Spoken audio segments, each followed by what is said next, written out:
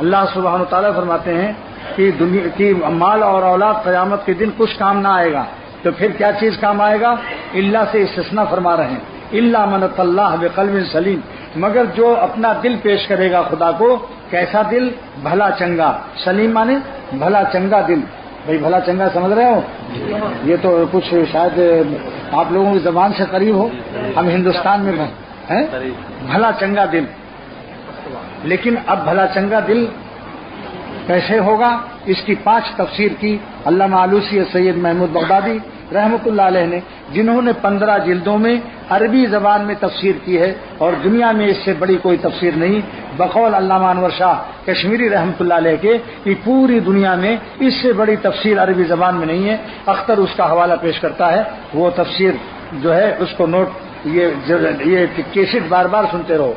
یہ دل بھلا چنگا جو قیامت کے دن ہمارے نجات، دوزخ سے نجات دلائے گا، وہ بھلا چنگا دل کے لیے 5 تفسیر ہے کہ کون سا دل بھلا چنگا ہوگا جو ہمیں جنت میں لے جائے گا، دوزخ سے بچائے گا۔ اس کی 5 شرطیں ہیں، 5 شرطیں، 5 بات جس کو حاصل ہو جائے گی تو اس کا دل بھلا چنگا اللہ تعالیٰ پاس کر دے گا، اس کا رزلٹ جو ہوگا بالکل فرسٹ ڈویژن ہو جائے گا۔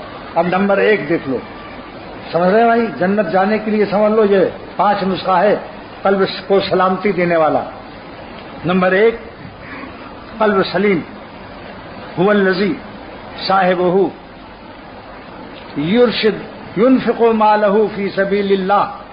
سب سے پہلی شرط یہ ہے کہ جو اللہ کے راستے میں اپنا مال خرچ کرتا ہے، شادی بیاہ میں لاکھوں لاکھوں ٹکا خرچ کرتا ہے، لیکن جب مسجد کی دری پھٹ جائے، امام کی تنخواہ کی ضرورت ہو، کوئی یتیم کی ضرورت ہو، کسی بچی کی غریبی سے شادی نہ ہو رہی ہو، تو وہاں پر مالدار آدمی خرچ کرتے ہوئے ہمت نہیں کرتا۔ لیکن شادی بیاہ میں، بیٹا کی شادی میں لاکھوں لاکھوں کھانا کھلا رہا ہے اور گورو کا گورو کٹ رہا ہے، بیل گائے بھینس خوب کہتے ہوئے کھلاتا ہے، لیکن اللہ کے راستے میں نکالتے ہوئے اس کو ہمت نہیں ہوتی۔ لہذا پہلی شرط یہ ہے کہ جنت میں وہی شخص جائے گا جو اللہ کے راستے میں اپنا مال خرچ کرتا ہے۔ ایک شرط ہو گئی نا بھائی۔ نمبر 2 شرط صاحب القلب السلیم، کس کا دل بھلا چنگا ہے؟ هو الذی یرشد بنیہ الی الحق، جو اپنے اولاد کو بھی نیک بنانے کی کوشش کرتا ہے۔ آپ سوچئے کہ اگر گورنمنٹ کے خلاف، حکومت کے خلاف کسی کا بیٹا جلوس میں جاتا ہے تو بابا روتا ہے، ہاتھ جوڑتا ہے کہ تم ایک ہی بیٹے ہو، ابھی گرفتار ہو جاؤ گے، ڈنڈے لگ جائیں گے، کہیں گولی نہ لگ جائے۔ تو دنیاوی دوزخ، دنیاوی تکلیف کے لیے تو آپ اپنے بچوں کی فکر کرتے ہو کہ ان کو کوئی مصیبت نہ آ جائے، دوزخ کے عذاب سے بچانے کی کیوں غم و فکر اور چنتا نہیں ہوتی؟ اگر اس کو بیماری ہو جائے تو رات بھر روتا ہے ابا اور اماں، اور بڑے سے اچھے ہاسپٹل میں لے جاتے ہیں، لیکن نماز نہیں پڑھتا، روزہ نہیں رکھتا، VCR دیکھتا ہے، سینما دیکھتا ہے، اور ٹیڈیوں کے چکر میں پھرتا ہے، نہ نماز ہے، نہ روزہ، نہ زکوٰۃ ہے، نہ حج ہے، پھر اس کی کیا خوشی ہے؟ کوئی جنٹ کوئی جج ہے۔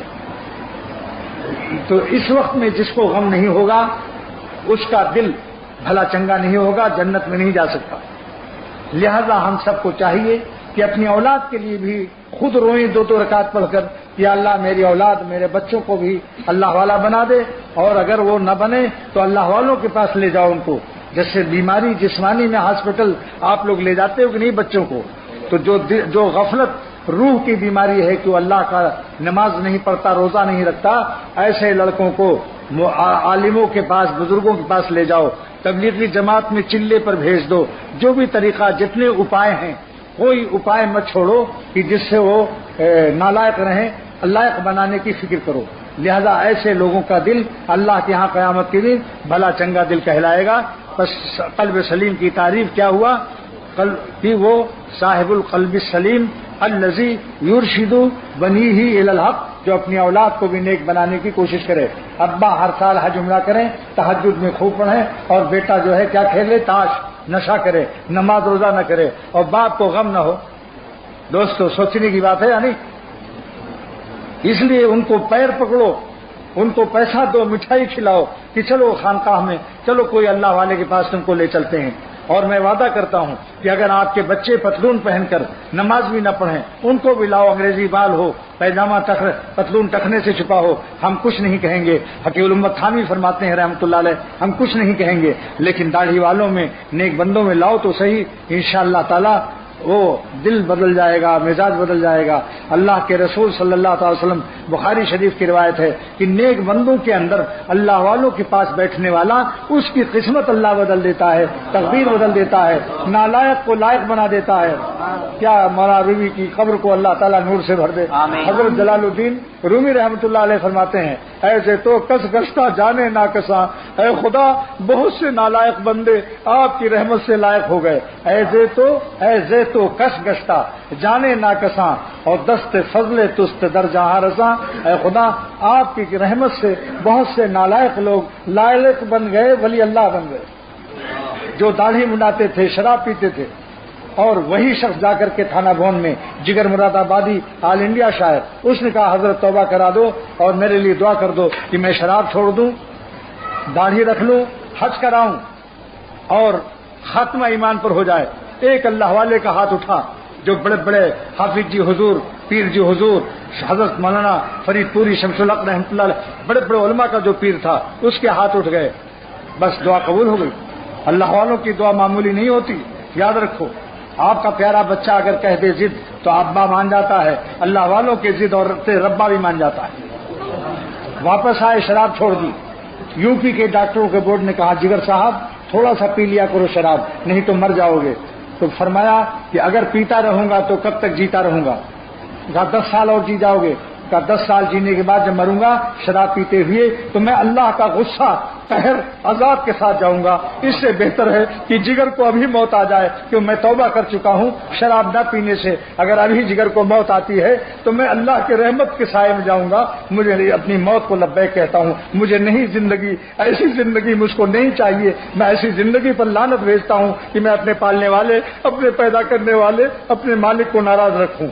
دیکھا آپ نے، یہ اللہ والوں کے پاس جانے سے ایسا ایمان ملتا ہے۔ شراب چھوڑ دی، اللہ نے اچھا بھی کر دیا۔ پھر حج کرائے، حج کر کے جب آئے، ایک مٹھی داڑھی پوری، بمبئی سے میں دیکھا اپنی داڑھی آئینے میں، ایک مٹھی پوری۔ فوراً یہ شعر کہا، چلو دیکھائیں تماشا جگر کا، چلو دیکھائیں تماشا جگر کا، سنا ہے وہ کافر مسلمان ہوگا۔ دیکھیں ظالم نے کیا شعر کہا، چلو دیکھائیں تماشا جگر کا، سنا ہے وہ کافر مسلمان ہوگا۔ کیا مطلب؟ کافر کے معنی یہاں کافر نہیں ہے، یعنی اب پیارا ہو گیا، اللہ کے نبی کی شکل میں آ گیا، اللہ کے پیارے کی شکل میں آ گیا۔ جو پیارے کی شکل میں آتا ہے اللہ تعالیٰ اس کو پیارا بھی بنا دیتا ہے۔ پہلے اسٹرکچر بنتا ہے، پھر روح آتی ہے۔ جب پیاروں کا اسٹرکچر بن جائے گا تو اللہ والوں کی پیارے بندوں کی روح بھی آ جائے گی۔ جب گدھے کا اسٹرکچر ہوتا ہے تو گدھے کی روح آتی ہے، کتے کا اسٹرکچر ہوتا ہے تو کتے کی روح آتی ہے۔ جب اللہ والوں کی روح ہم اسٹرکچر شکل بنا لیں گے تو اللہ تعالیٰ ہمیں اللہ والوں کی، اپنے پیاروں کی روح ڈال دے گا۔ کبھی ایسا دیکھا کہ کتے کا اسٹرکچر کتیا کے پیٹ میں اس میں انسان کی روح آ جائے؟ کبھی سنا کہ گدھے کی پیٹ میں اس کے اندر کسی انسان کی روح آ جائے؟ تو جب ہماری شکل نافرمانوں کی ہوگی تو اللہ والوں کی روح کیسے آئے گی؟ اس لیے دوستو، پیجامہ ٹکنے سے اوپر کر لو، ایک مٹھی داڑھی کا ارادہ کر لو۔ ساری دنیا آپ کو پاگل کہے، آپ کہو بے شک ہم پاگل بننے کے لیے تیار ہیں۔ اللہ دنیا کو پاگل کہے، مگر جس نے ہم کو پیدا کیا ہے اگر وہ ہم سے خوش ہے تو سارا جہاں خلاف ہو، پرواہ نہ چاہیے، پیش نظر تو مرضی جانا نہ چاہیے۔ 2 شرطیں ہو گئی، قلب سلیم کی 2 شرطیں ہو گئی نا بھائی۔ نمبر 1 جو مال خرچ کرے اللہ کے راستے میں، نمبر 2 جو اپنی اولاد کو نیک بنانے کی پوری جان توڑ کوشش کر دے، روئے بھی، اللہ والوں سے دعا کرائے اور اللہ والوں کے پاس لے جائے، ان کو سمجھا کے بجھا کے مٹھائی کھلا کر ہاتھ پیر جوڑ کر۔ جیسے بیماری میں اگر علاج نہ کر رہا ہو اور اس کو زخم ہو، گردہ خراب ہو رہا ہو تو آپ ہاتھ جوڑتے ہیں یا نہیں؟ یا بیٹے کی بات مان جاتے ہیں؟ بیٹا کہے ابا ہم نہیں دوا کریں گے تو ہاتھ جوڑتا ہے کہ بیٹا تو مر جائے گا تو میرا ایک ہی بیٹا ہے، خدا کے لیے، اللہ کے لیے ہاتھ جوڑتا ہوں، چل رہا اسپتال میں۔ تو ایسی اللہ والوں کے پاس جاؤ۔ یہ روحانی بیماریوں کے، غفلت کی بیماریوں کے اللہ والوں کی صحبتیں، یہ روحانی ہاسپٹل ہیں، ان میں ایڈمٹ کراؤ، انشاءاللہ دیکھو کیسے ہو گئے۔ دیکھ لو جگر صاحب کا حال ابھی۔ نمبر 3 شرط، بس 3 شرط کی تیسری کیا ہے؟ تیسری شرط یہ ہے کہ صاحب القلب السلیم هو الذی یکون محفوظا من غلبۃ الشہوات، دل سلیم بھلا چنگا اس کا ہے جس کے دل میں شہوت بری خواہش غالب نہیں ہوتی۔ اتنی خواہش تو رہتی ہے کہ جس سے اپنی بیوی کا حق ادا کرے، مگر وہ خواہش اس پر ایسی غالب نہیں ہوتی کہ اپنی بیوی میں اور دوسرے کی بہو بیٹی میں فرق نہ کرے۔ سڑکوں پر جا رہا ہے، سب عورتوں کو، لڑکیوں کو، کسی کی بیٹی کو دیکھ رہا ہے، کسی کی بہو، یہ ظالم شخص ہے، آنکھوں کا زنا کر رہا ہے۔ وہ بیوقوف، انٹرنیشنل بیوقوف ہے جو یہ کہتا ہے میں نے کچھ لیا نہ کچھ دیا، صرف دیکھ لیا۔ ارے دیکھنے کو بخاری شریف کی روایت میں ہے کہ زنا العین النظر، جو نظر بازی کرتا ہے آنکھوں سے زنا کرتا ہے۔ ایسا شخص ولی اللہ ہو سکتا ہے؟ خانقاہوں میں گول گول ٹوپیاں پہننے سے اور تسبیح ہاتھ میں رکھنے سے، اس کے باوجود بے پردہ اور نظر سے بچانا نہیں توفیق ہے، تو یہ ولی اللہ ہو جائے گا تسبیح پڑھنے سے؟ بتاؤ بھائی، جو آنکھوں سے زنا کرتا ہے ولی اللہ ہو جائے گا؟ اللہ کا پیارا ہوگا؟ اس لیے دوستو سڑکوں پر نکلو، جان کی بازی نیت کر کے چلو، باوضو چلو، نیت کر لو کہ اے خدا میں کسی عورت کو نہیں دیکھوں گا، چاہے میری جان بھی اگر نکل جائے نہ دیکھنے سے تو میں جان دے کر آپ کا شکریہ ادا کروں گا، اور نہ دیکھنے سے کتنے ہی تکلیف ہو، اس تکلیف کے بدلے میں اللہ تعالیٰ ایمان کی حلاوت کا وعدہ ہے کہ جو نظر بچائے گا، دل پر تکلیف اٹھائے گا، اس کو ایمان کی مٹھاس، حلاوت ایمانی دے گا۔ محدثین لکھتے ہیں کہ حلاوت ایمانی، ایمان کی مٹھاس دینے کے بعد اللہ پھر اس کو واپس نہیں لیتا، شاہی عطیہ ہے، شاہ کو اپنے عطیہ سے واپسی میں غیرت آتی ہے، لہذا اس کا خاتمہ بھی ایمان پر ہوگا۔ ملا علی قاری کی عبارت ہے شرح مشکات کی، وقد ورد ان حلاوت الایمان اذا دخلت قلبا لا تخرج منه ابدا، حلاوت ایمانی ملنے کے بعد پھر واپس نہیں، اس کا خاتمہ بھی ایمان پر ہوگا۔ آج سڑکوں پر نظر بچا کر، عورتوں سے اسٹیشن پر، ایئرپورٹ پر، سڑکوں پر نظر بچا کر اپنے ایمان پر خاتمے کا انتظام کر لو، حلاوت ایمانی کھا لو، آنکھ کی مٹھاس دے دو، نہ دیکھو، لیکن اللہ کی محبت کی مٹھاس لے لو، دل کی مٹھاس، بصارت لے کر بصیرت دے دیا۔ علامہ ابن قیم جوزی فرماتے ہیں کہ اللہ تعالیٰ کا کیا کرم ہے کہ بصارت، آنکھوں کو حکم دے دیا کہ عورتوں کو مت دیکھو، لیکن دل میں مٹھاس عطا کر دیا۔ اپنے کیا گیا، ایک مردہ لاش سے آپ نے نظر بچایا، خالق حسن اور خالق کائنات دل میں مل گیا۔ میرا شعر ایک ہے، مانا کہ میر گلشن جنت تو دور ہے، عارف ہے دل میں خالق جنت لیے ہوئے۔ مانا کہ میر صاحب میرے ساتھی ہیں، مانا کہ میر گلشن جنت تو دور ہے، عارف ہے دل میں خالق جنت لی ہوئے۔ جنت کا پیدا کرنے والا دل میں آ جاتا ہے۔ واللہ میں عرض کرتا ہوں، مسجد کے اندر اختر قسم کھا کر یہ کہتا ہے، اتنا مزہ آئے گا اللہ کے نافرمانی سے بچنے میں، نظر کو بچانے میں، اللہ والا بننے میں۔ جب دل میں اللہ آئے گا تو جنت کا مزہ اس سے زیادہ آپ کو یہی مل جائے گا۔ یہ بتاؤ کہ جنت کا مزہ زیادہ ہے یا اللہ کا مزہ زیادہ ہے؟